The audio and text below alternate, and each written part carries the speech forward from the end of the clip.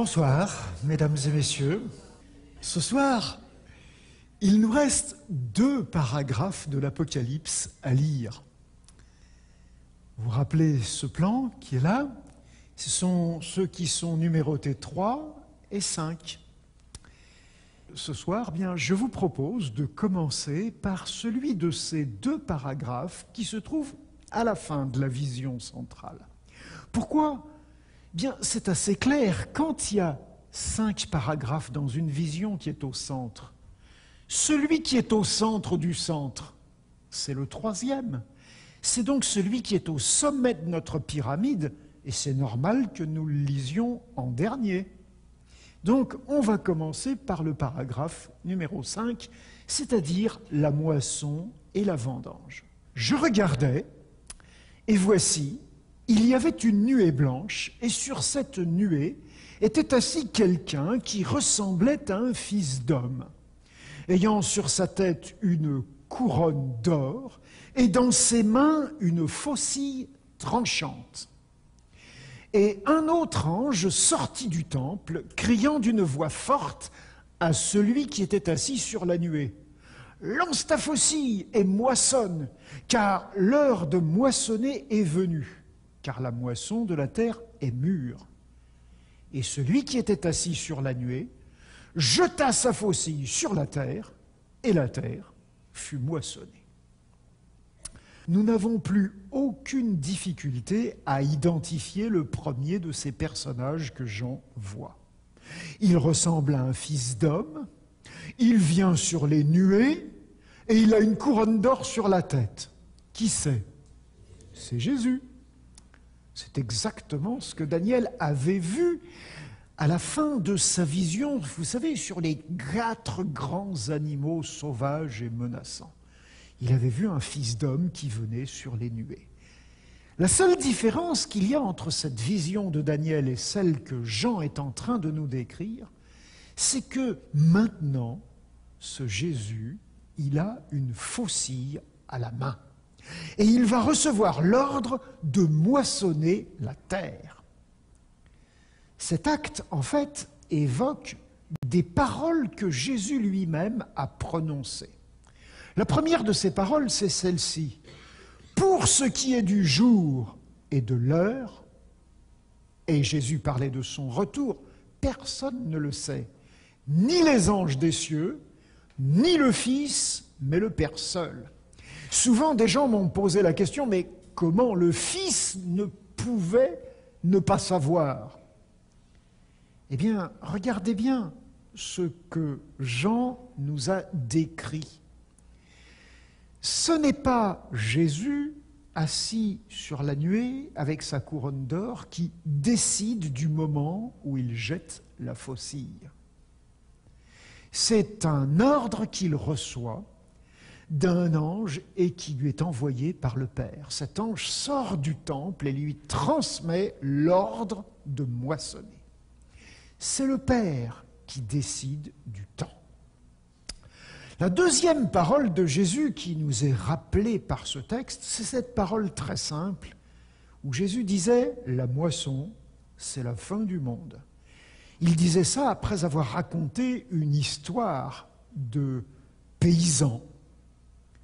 Et quelques lignes plus tard, après avoir dit que la moisson, c'est la fin du monde, Jésus avait ajouté « Alors, les justes resplendiront comme le soleil dans le royaume de leur Père. » En fait, la moisson, c'est un code fréquemment utilisé dans la Bible pour expliquer que quand Jésus reviendra, il rassemblera tous les élus.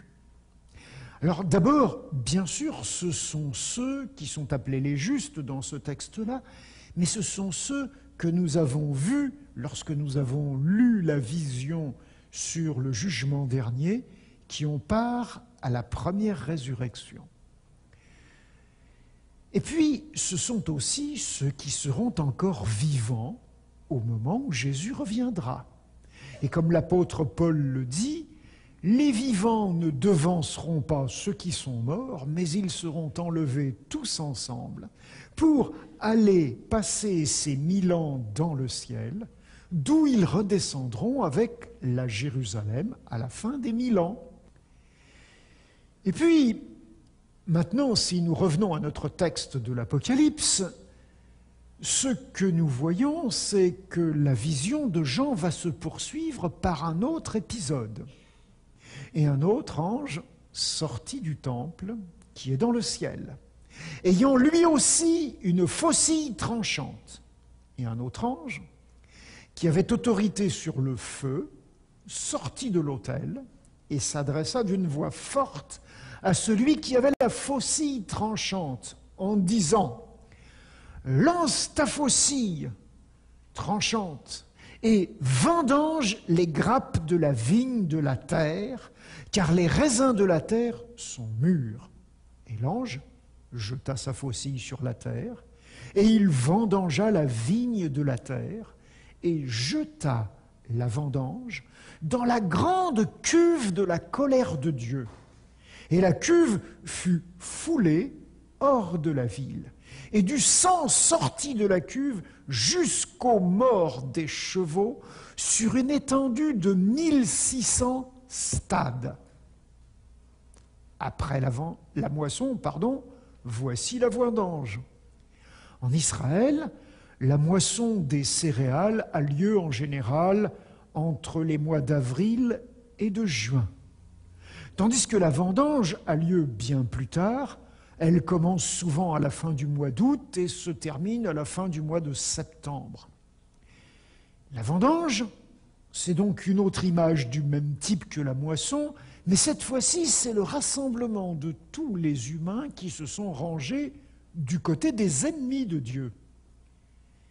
C'est un ange qui fait cette vendange, et c'est Dieu qui lui en donne l'ordre et qui en fixe le moment. C'est l'état de maturité du raisin qui détermine ce moment. Dieu a repoussé ce moment le plus tard possible, dans l'espoir de voir encore des hommes et des femmes se repentir, changer de camp. Et quand on y réfléchit, lui seul est capable de dire quand est le bon moment. Parce que, pensez un petit peu, nous avons la tête qui tourne quand on réfléchit à ça. En effet, à chaque seconde, des enfants naissent sur cette terre. À chaque seconde, des gens meurent sur cette planète. Quand peut-il donc être le bon moment? Si je suis persécuté, si je souffre, je vais souhaiter que ce moment vienne le plus vite possible pour être enfin libéré, soulagé de mes souffrances, pour qu'elles soient abrégées. Mais si maintenant je pense à des êtres qui me sont chers et qui visiblement n'ont pas encore choisi de se ranger du côté de Dieu, alors je souhaite que Dieu leur laisse encore du temps pour qu'ils changent. Donc face à cette question-là, je ne peux faire que confiance à Dieu. Dieu, lui, sait quand est le bon moment. Et c'est Jésus qui va pouvoir, de cette façon-là, engranger la récolte, mais aussi, vous avez remarqué, fouler ce raisin dans ce qui était appelé la cuve de la colère de Dieu. L'image peut nous paraître très forte, surtout avec ce sang qui sort. Mais rappelez-vous ce qui se passe au moment de l'arrivée du cavalier qui vient sur le cheval blanc qui était décrit dans la scène du jugement.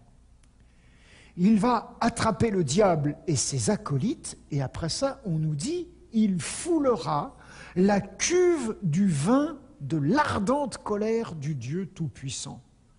Mais souvenez-vous, c'est le diable, et ce sont la bête et le faux prophète qui vont être foulés. Tandis que, qu'est-ce que le Christ va faire? Eh bien, il va simplement constater que malheureusement, ces personnes qui ont opté de rester dans le camp ennemi, eh bien, vont être détruites de façon radicale. Lorsqu'après cette vendange qui correspond finalement à la seconde résurrection, soyez bien attentifs aux scènes de l'Apocalypse, Satan réussit à les convaincre de nouveau à s'attaquer à la Nouvelle Jérusalem, alors un feu vient les anéantir. Voilà en quoi consiste l'acte de fouler la cuve de la colère. Il ne s'agit pas d'un acte violent de quelqu'un qui s'acharne contre des êtres qu'il méprise, non. Mais il s'agit d'une intervention radicale, instantanée, qui met fin de façon définitive à une situation inacceptable. Et le texte, si vous l'avez remarqué, précise que cela se passe en dehors de la ville.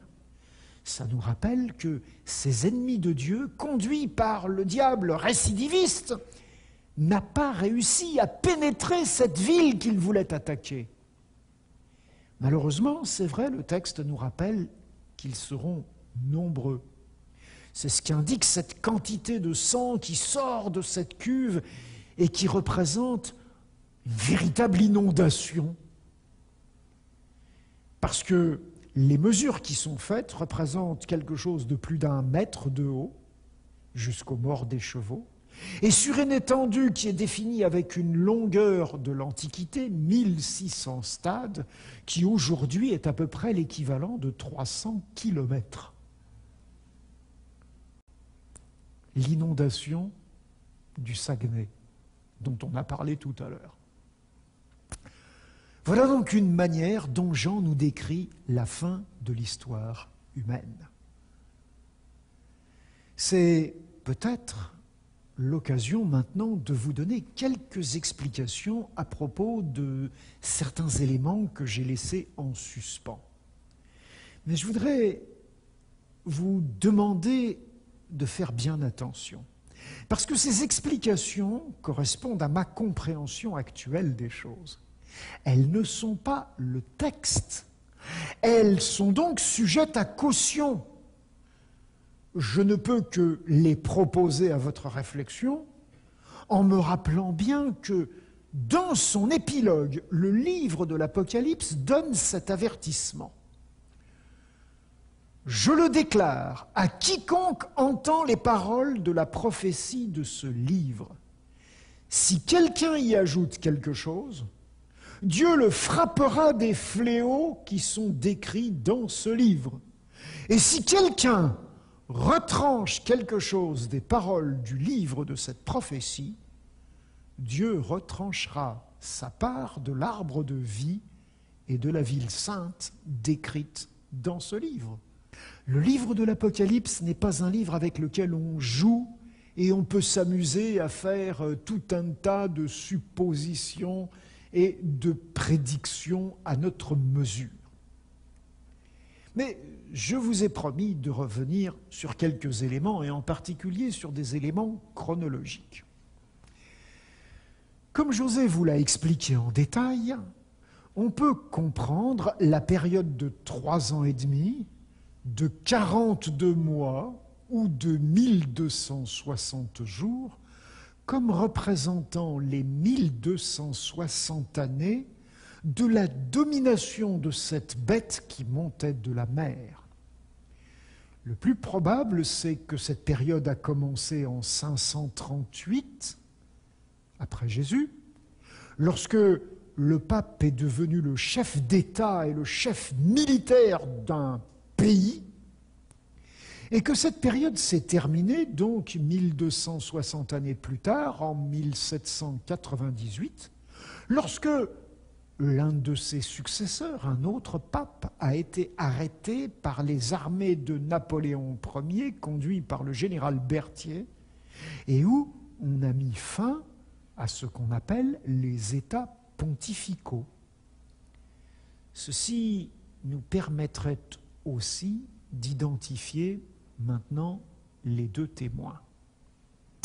Parce que ces 2 témoins ont dû prophétiser en tenue de deuil pendant cette même période.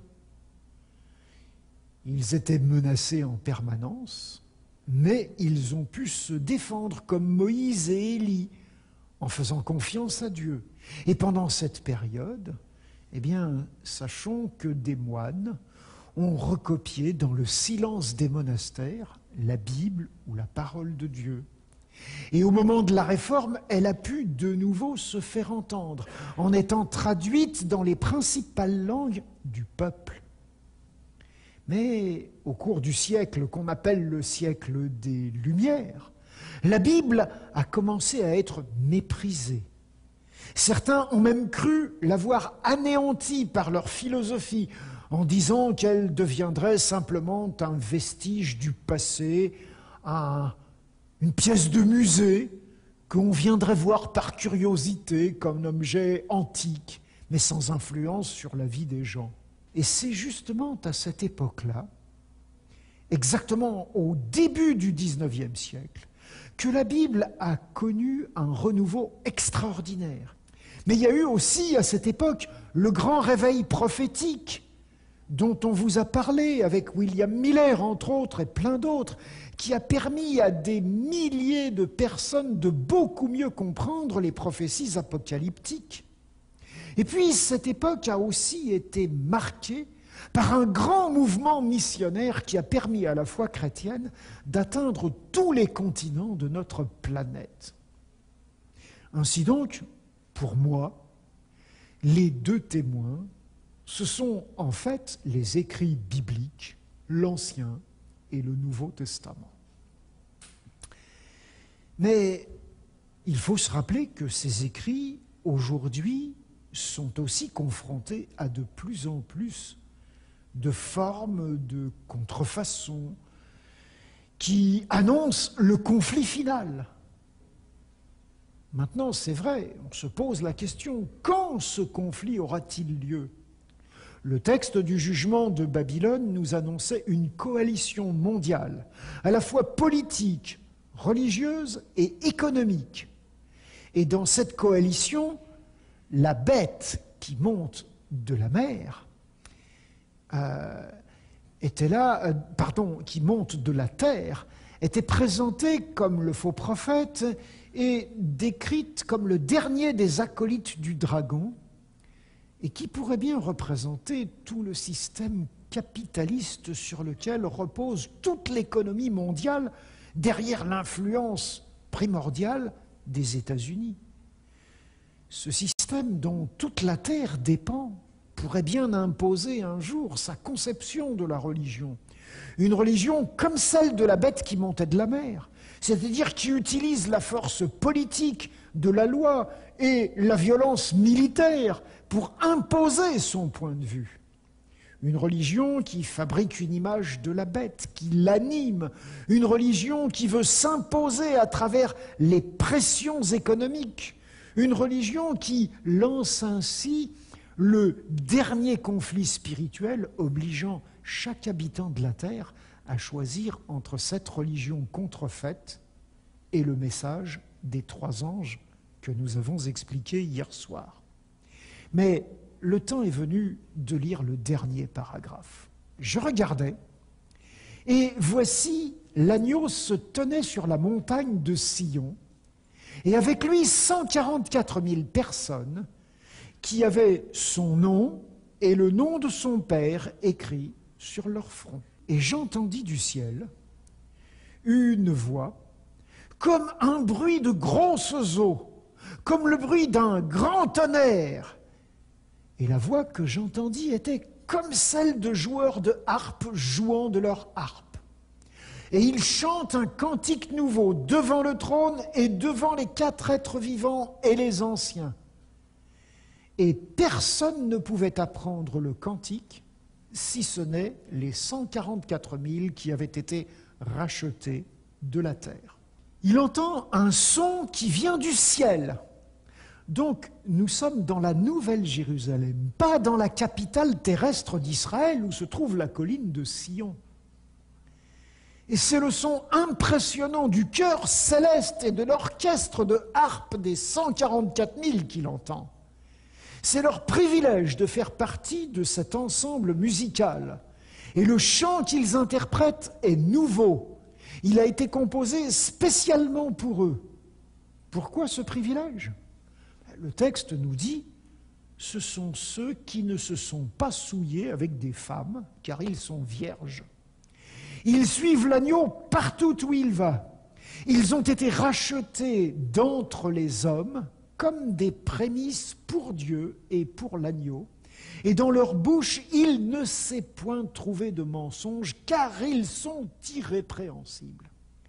Ah, Jean, en nous donnant les dernières précisions concernant les 144 000, nous met dans l'embarras, parce qu'il utilise des choses qui sont surprenantes. Mais bon, d'abord, il vient nous confirmer qu'il ne s'agit pas exclusivement de descendants d'Israël, parce qu'il nous parle d'hommes qui sont rachetés. Encore une fois, l'agneau qui a payé le prix de leur rachat, ce n'est pas eux qui l'ont payé, c'est lui.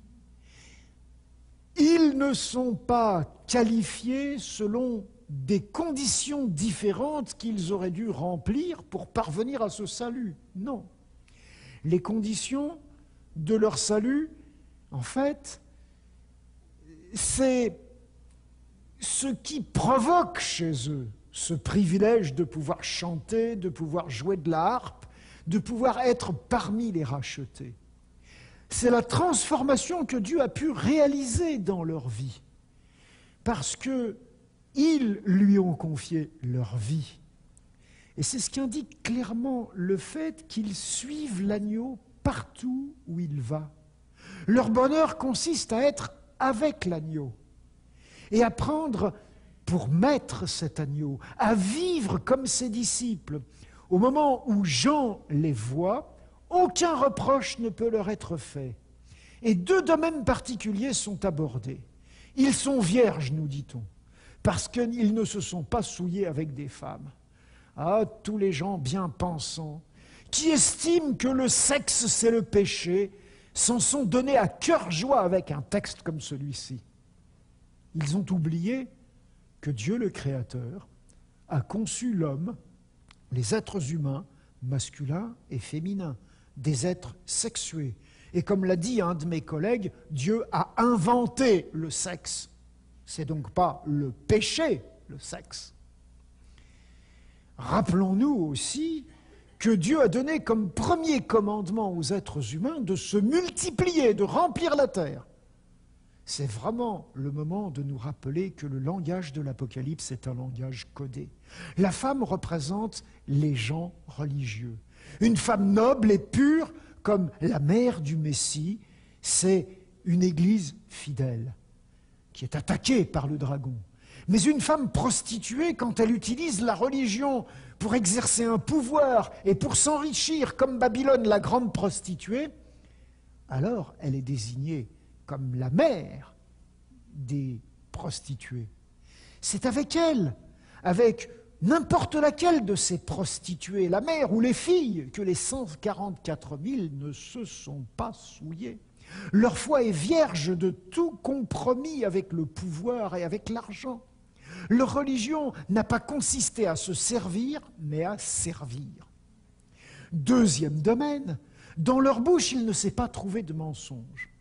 Leurs paroles n'ont jamais eu comme objectif de séduire, de tromper, de faire croire ce qui n'est pas. La tromperie, la séduction, c'est la spécialité du diable. Dans son évangile, l'apôtre Jean avait d'ailleurs écrit ceci. Le diable, en fait, il est menteur et il est le père du mensonge. Dieu, lui, nous invite à nous ranger de son côté, du côté du vrai et de l'authentique. Enfin, le texte précise qu'ils sont des prémices, c'est-à-dire les premiers fruits de la récolte, les premières céréales de la moisson que nous avons vues. C'est sans doute une invitation à les considérer comme une catégorie spéciale parmi les sauvés, peut-être ceux qui ont vécu la dernière étape de l'histoire, celle de la détresse la plus grave qu'il y ait jamais eue, peut-être ceux qui seront encore vivants au moment où Jésus reviendra. Mais leur seul privilège par rapport aux autres saints, c'est que eux, ils seront les seuls à pouvoir chanter le cantique que Jean a entendu. Alors en conclusion, je ne peux que vous rappeler que l'Apocalypse contient 7 béatitudes. Heureux celui qui lit et ceux qui entendent les paroles de la prophétie et qui gardent les choses qui y sont écrites, car le temps est proche. Heureux dès à présent les morts qui meurent dans le Seigneur. Oui, dit l'Esprit, afin qu'ils se reposent de leurs œuvres, de leurs travaux, car leurs œuvres les suivent. Heureux celui qui veille et qui garde ses vêtements, afin qu'il ne marche pas nu et qu'on ne voit pas sa honte. Heureux ceux qui sont appelés au festin des noces de l'agneau. Ces paroles sont certaines et véritables, ce sont les paroles de Dieu. Heureux et saints ceux qui ont part à la première résurrection. La seconde mort n'a pas de pouvoir sur eux. Ils seront prêtres pour Dieu et pour le Christ, et ils régneront avec lui pendant 1000 ans. Heureux celui qui garde les paroles de la prophétie de ce livre. Heureux ceux qui lavent leurs robes afin d'avoir droit à l'arbre de vie et d'entrer par les portes dans la ville. 7 occasions de bonheur. Et il ne s'agit pas de choisir entre ces occasions, non. Elles nous sont toutes données, elles sont cumulables. Ce sont toutes celles, tous ceux qui veulent bien accueillir l'agneau comme sauveur, qui sont au bénéfice de ces promesses de bonheur.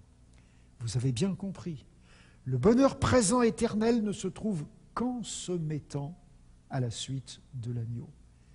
Et vous savez que, après avoir lu l'Apocalypse, que même s'il vous reste des questions en suspens, vous pouvez compter sur cet agneau.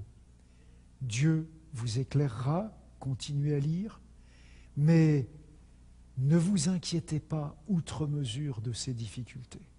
Vous avez acquis l'essentiel. Maintenant, il s'agit de vivre. En route, suivons l'agneau dès aujourd'hui, partout où il va, et au plaisir de vous revoir à ses côtés devant le trône. Bonsoir.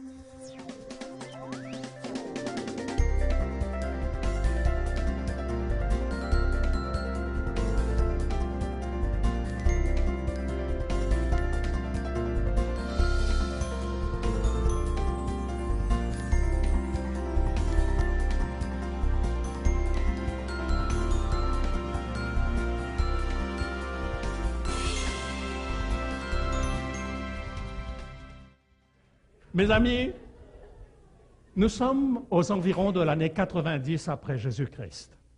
Depuis 20 ans, Jérusalem a été détruite par les Romains.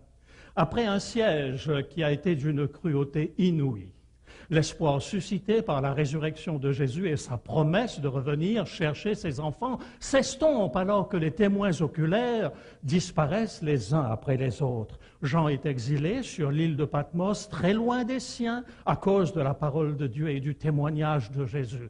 Tout comme Daniel à Babylone, il se désole et soupire après un signe du ciel. C'est alors qu'il reçoit la révélation de Jésus-Christ, le livre de l'espérance par excellence. L'ensemble du monde chrétien de son époque, persécuté pour sa foi, trop souvent livré à la torture, est en droit de se demander s'il a été bien inspiré de mettre sa confiance en Jésus. Jésus n'avait-il pas promis qu'il reviendrait à l'heure où on ne l'attendrait pas? Où donc se trouvait l'accomplissement de la promesse de son avènement? Jean se doit de redonner courage à ce peuple qui vacille dans ses certitudes. Et il va le faire par le moyen de cette révélation extraordinaire qu'est le livre de l'Apocalypse. C'est pour cela que l'Apocalypse ne se lit pas. Il se visite, on s'en imprègne, on le vit et on le reçoit comme un don précieux qui étanche la soif d'idéal et d'espérance. Les premières paroles du livre définissent sans ambiguïté le projet de Jean, transmettre la révélation de Jésus-Christ, donnée pour montrer à ses serviteurs ce qui doit arriver bientôt. Ce premier chapitre a son pendant dans l'épilogue au chapitre 22. Et à partir de là, les pièces du puzzle, du casse-tête, comme nous disons, se mettent en place les unes après les autres, jusqu'à ce que se révèle à nos yeux une fresque dont le point culminant est le triomphe du bien sur le mal dans la vision centrale. La première partie du livre se subdivise en 3 parties. Une première vision, celle des 7 églises, qui brosse un tableau général de l'histoire du christianisme à travers les siècles. Partie sur les chapeaux de roue, dans le droit fil de la pure doctrine transmise par les apôtres, l'Église milite jusqu'à accepter de mourir pour sa foi. Mais le temps et le succès finissent par avoir raison de l'enthousiasme. Alors l'Église s'assoit dans le siècle présent et finit même par prendre les rênes du pouvoir séculier. Il faudra des siècles d'obscurantisme avant que l'Église, mûre pour la réforme, n'accepte de se remettre en question. Cette réforme, ce retour vers les valeurs fondatrices du christianisme, conduira l'Église à redécouvrir le sens de sa mission, aller par tout le monde et partager la bonne nouvelle à toute nation, tribu, langue et peuple. Ainsi, les conditions sont enfin réunies pour que la parole prophétique de Jésus, consignée dans l'évangile de Matthieu au chapitre 24, s'accomplisse. Cette bonne nouvelle du royaume sera prêchée dans le monde entier pour servir de témoignage à toutes les nations. Alors viendra la fin. Mes amis, nous sommes à la 7e époque de l'Église, celle qui prépare un peuple pour le retour, pour l'apparition en gloire de Jésus-Christ. Après cette première vision, nous avons la vision des 7 sceaux. Et à cette vision vont succéder 2 autres qui visent à préciser les détails en rapport avec ce combat sans merci qui a commencé dans le ciel et qui a vu le territoire de Satan se réduire comme une peau de chagrin pour ne plus se limiter qu'à notre planète. Non que Dieu nous ait sacrifiés pour que le mal ne soit circonscrit qu'à notre planète, mais parce que nos premiers parents ont librement consenti à ce que Satan utilise notre terre comme champ d'expérimentation de son contre-projet. À la suite de cela, les 7 trompettes, les images utilisées pour décrire l'ouverture des 7 sceaux et le son des trompettes a de quoi traumatiser ceux qui ont délibérément choisi le camp adverse. Pourtant, tel Pharaon, lorsque Moïse présenta ses lettres de créance, à savoir le miracle du bâton transformé en serpent et celui de la lèpre blanche, les impies ne se repentent pas et refusent de donner gloire à Dieu. La description des malheurs qui vont frapper la terre a pour objectif de créer un sursaut chez ceux qui hésiteraient encore à choisir leur camp. Les conséquences seront sans appel, précise Dieu. Non sans avoir pris la précaution de rappeler à ceux qui attendent la délivrance que les 7 sceaux et les 7 trompettes ne concernent que ceux qui refusent de se soumettre au projet de Dieu. Certes, les dommages collatéraux atteindront les enfants de Dieu, car ils partagent la même planète que les disciples de Satan. Mais qu'ils soient rassurés, ils sont soigneusement et précisément identifiés, 144 000, nombre parfait, symbolique par excellence, qui sont les rachetés de la terre et qui n'ont rien à craindre de ces fléaux. Puis arrive la vision centrale, l'Apocalypse chapitre 12, versets 1er à 15. verset 5. Alors se révèle dans toute sa splendeur le dénouement final, le message intangible de Dieu, le projet éternel qui est le même hier, aujourd'hui et éternellement. Plus que deux catégories dans la vision centrale, ceux qui sont destinés à être moissonnés pour les greniers du Seigneur et ceux qui sont destinés à être vendangés pour être foulés aux pieds et détruits à jamais. Et en plein centre de cette fresque, en plein milieu de la vision centrale, les caractéristiques de ceux qui peuvent chanter la gloire du Dieu Tout-Puissant. Ils ont gardé les commandements de Dieu et ils ont la foi de Jésus. Que sont donc ces commandements de Dieu? Ils sont le critère du jugement. Tout comme sans code de la route, il n'y a pas d'amende, il n'y a pas de ticket. Eh bien, sans loi, sans normes divines, il n'y a pas de transgression et en conséquence, pas de jugement. La vision centrale ne laisse aucun doute sur l'étalon qui va servir au jugement. Ne commence-t-elle pas par une apparition du temple céleste dans lequel se trouve l'arche de l'alliance et les lois, les 10 commandements? Et quoi d'autre que les 10 commandements, code de l'alliance éternelle de Dieu avec les hommes, peut servir de norme au jugement? D'ailleurs, pour que nul n'en doute, la vision centrale est close par la même scène. Le temple dans le ciel s'ouvre de nouveau au chapitre 15 et le verset 5 et apparaît l'arche de l'alliance. Et dans l'arche, rien d'autre que les 2 tables de la loi parfaite, semblable à celle écrite du doigt de Dieu à l'intention de Moïse pour en souligner son caractère éternel. À partir de cette scène centrale qui a rassuré les premiers chrétiens sur le projet immuable de Dieu, le prophète va reprendre la même séquence de 3 tableaux que nous avons vus dans la première partie du livre.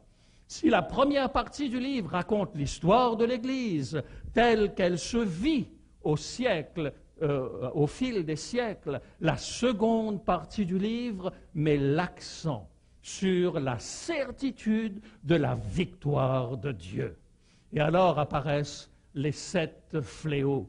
Et ces 7 fléaux disent avec une certitude totale que la victoire appartient à Dieu. Et à ce moment, ce sont les noces de l'agneau.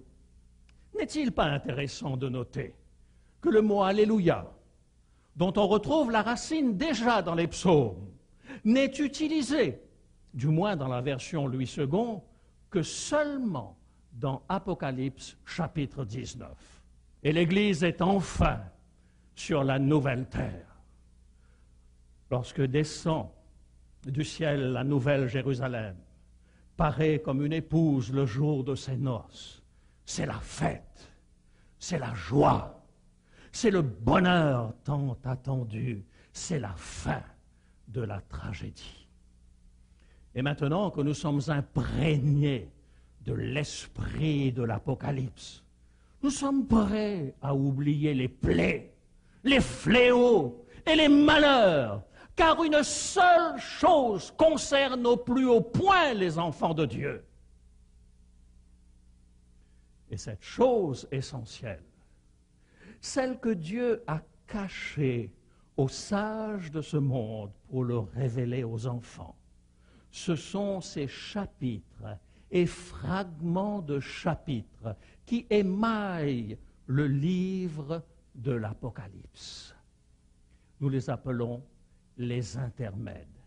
Ils sont là pour nous rappeler la bonne nouvelle du salut. Et lorsque je les additionne, j'en ai compté au moins 17 dans tout le livre de l'Apocalypse. Ils sont là pour nous rassurer. Mon enfant, n'aie pas peur. Certes, le diable est descendu vers vous, animé d'une grande colère, mais je suis vivant au siècle des siècles, a dit Jésus. J'ai vaincu et ma victoire est la vôtre. Le message de l'Apocalypse est simple, mes amis. Lorsque l'épreuve frappe, que l'ennemi semble triompher, Jean dit aux églises de tous les temps, jouissez par anticipation, mes enfants, car Dieu aura le dernier mot. Dès les premières paroles, celles qui font pendant à la conclusion du livre, Jean affirme la divinité et la victoire de Jésus. Admirez la bonté du Seigneur lorsque les premiers chrétiens apprennent de la bouche de Jean que bien des siècles vont s'écouler avant que ne revienne celui en qui ils ont placé leur espoir. Eh bien, ces gens-là, lorsque Jean va les préparer à entendre le message adressé aux 7 églises, ces personnes-là vont recevoir de la part de Dieu un message particulier. Et ce message est un message d'espérance. Un intermède que nous retrouvons dans Apocalypse chapitre 1er à partir du verset 9 jusqu'au verset 20. Jean voit le Christ au milieu des 7 chandeliers. Il est triomphant. Sa gloire et sa majesté font défaillir le prophète. Jésus se présente comme le vivant, celui qui tient les clés de la mort et du séjour des morts. Cette vision introduit le lecteur dans l'ambiance de victoire et de conquête qui remplit le ciel lorsque Jésus retrouve son trône et sa magnificence.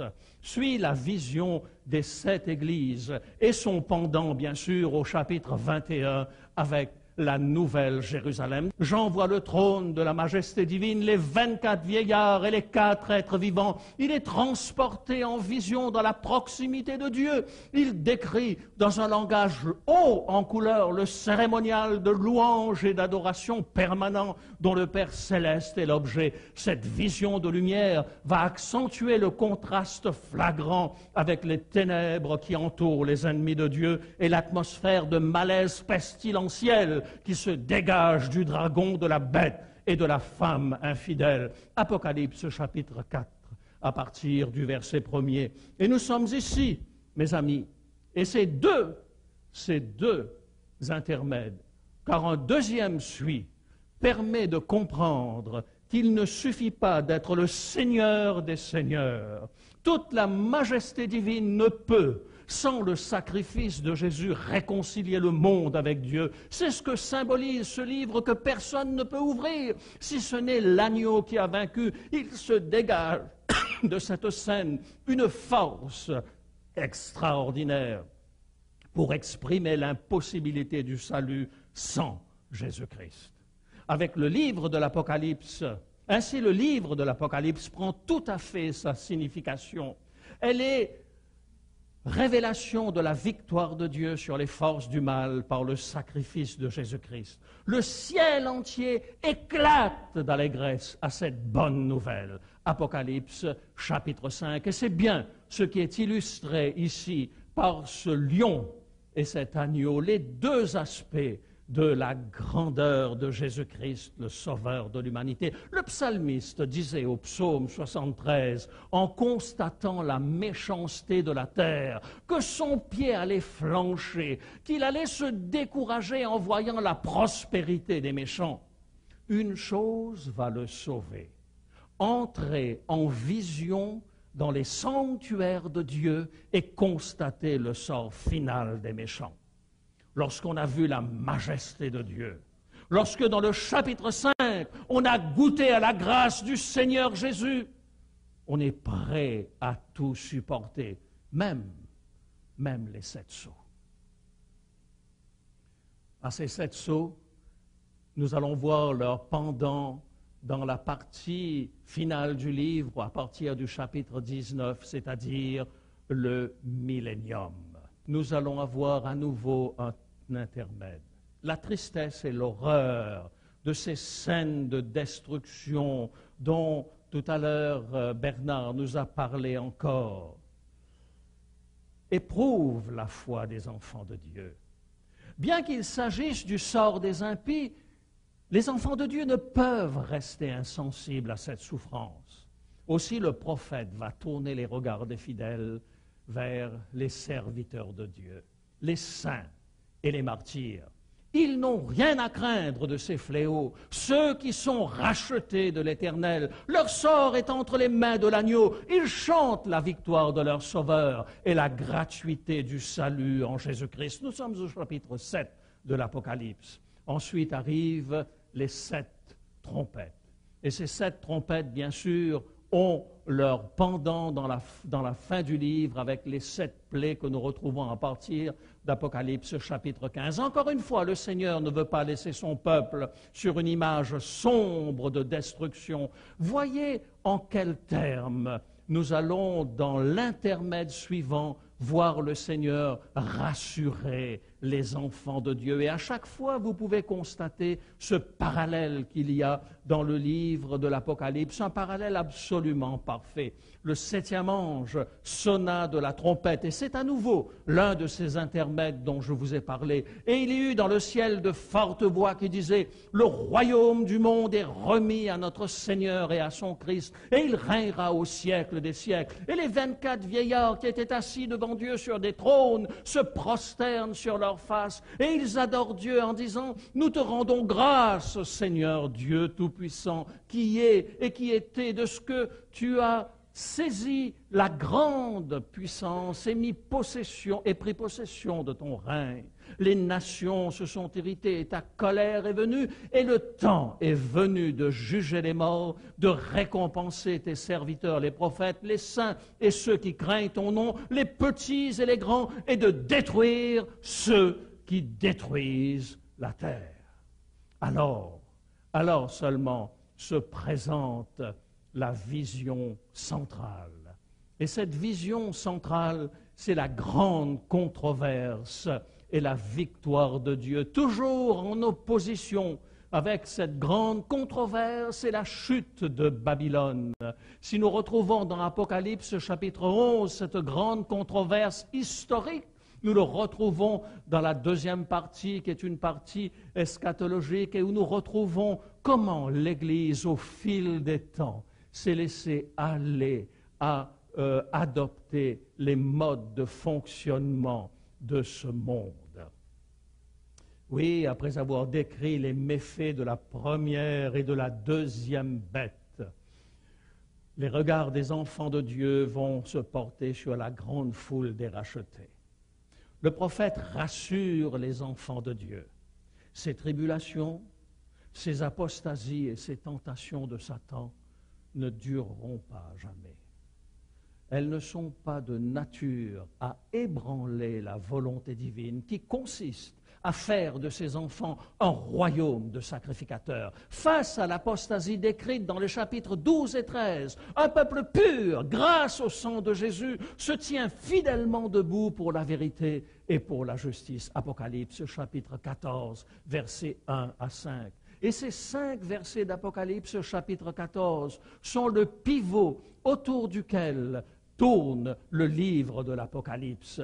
Je regardais et voici l'agneau se tenait sur la montagne de Sion et avec lui 144 000 personnes qui avaient son nom et le nom de son Père écrit sur leur front. Et j'entendis du ciel une voix comme un bruit de grosses eaux, comme le bruit d'un grand tonnerre. Et la voix que j'entendis était comme celle des joueurs de harpe, jouant de la harpe. Et ils chantaient un cantique nouveau devant le trône et devant les 4 êtres vivants et les vieillards. Et personne ne pouvait apprendre le cantique, si ce n'est les 144 000 qui avaient été rachetés de la terre. Ce sont eux qui ne se sont pas souillés avec les femmes, car ils sont vierges, ils suivent l'agneau partout où il va, et ils ont été rachetés d'entre les hommes comme des prémices pour Dieu et pour l'agneau. Et dans leur bouche, il ne s'est point trouvé de mensonge, car ils sont irrépréhensibles.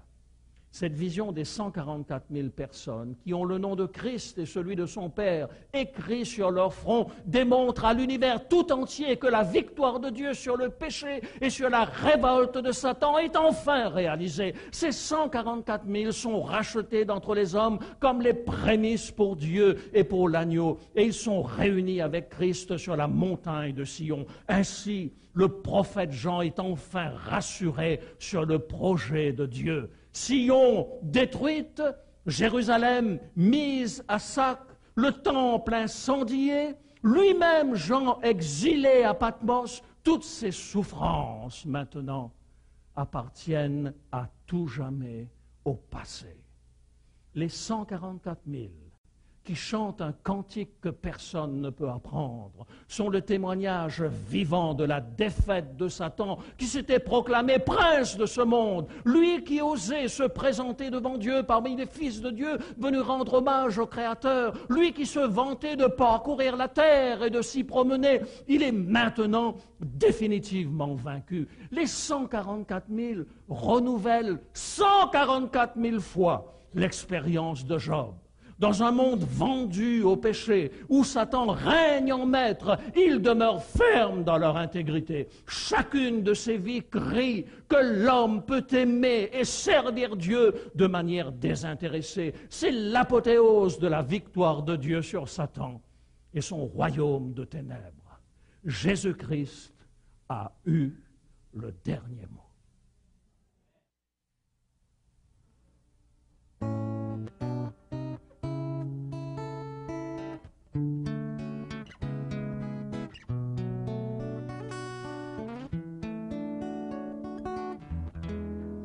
Je veux te suivre toute ma vie. Où tu iras, j'irai, je resterai. Je veux te suivre, oui, pour la vie. Où tu me conduiras, j'irai près de toi. Je sais que ni les puissances, ni le présent, ni l'avenir ne peuvent me séparer de ton amour pour moi. Tu m'as donné ta vie, ton amour coule au fond de moi. Tu marches devant moi, je te suis pas à pas. Je veux te suivre toute ma vie. Où tu iras, j'irai, je resterai. Je veux te suivre.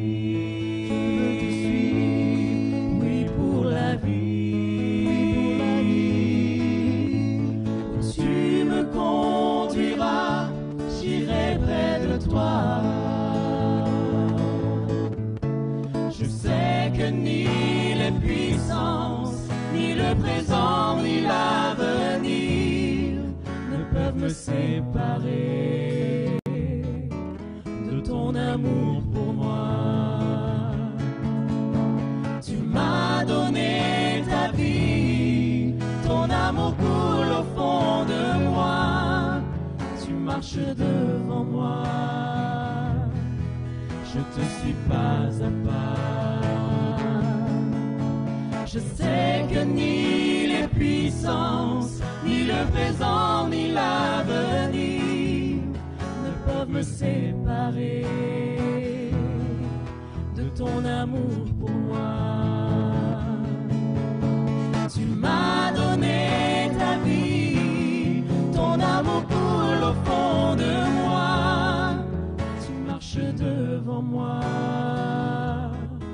je te suis pas à pas. Tu marches devant moi,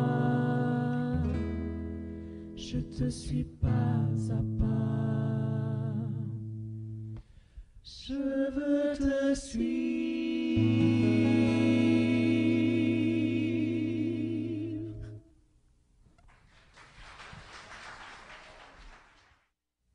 Vous savez, la majorité d'entre nous, où nous avons été parents, où nous sommes parents actuellement, qui d'entre nous, lorsque son enfant commence à marcher et qu'il tombe, dit à son enfant, « Tu as le droit de tomber 3 fois. La 4e fois, je te mets à l'assistance sociale. » C'est comme ça que nous nous comportons avec nos enfants. Il tombera 10 fois, il tombera 20 fois, il tombera 100 fois. Nous serons là pour essuyer les larmes de ses yeux. Nous serons là pour le consoler. Dieu essuiera toute larme de nos yeux. Son royaume, celui qu'il nous promet, est un royaume de paix et de bonheur. La Bible m'assure, dit la carte, que Jésus aura le dernier mot. Alors, je demande à Dieu de m'aider à me préparer pour le retour de Jésus. Le deuxième point dit, je désire rencontrer quelqu'un pour m'aider à trouver des réponses à mes questions. Et puis la troisième question dit, je désire me préparer à être baptisé comme Jésus. Et puis le quatrième point, vous le connaissez, eh bien, je désire recevoir le texte de la conférence de ce soir. Prions ensemble pour que le Seigneur nous inspire afin que nos choix soient des choix qui déterminent notre avenir, non pas seulement sur cette terre, mais pour l'éternité. Père Céleste, combien nous te sommes heureux de nous avoir permis, pendant ces quelques soirées, à Bernard et moi, de parler de ce que nous aimons tellement, de Jésus-Christ, notre Sauveur. Et combien nous te sommes reconnaissants aussi de ce que tu as permis à nos amis de consacrer ces soirées pour que nous puissions ensemble partager cette bonne nouvelle de Jésus. Nous n'aimerions pas que cela reste simplement un beau discours que nous avons entendu.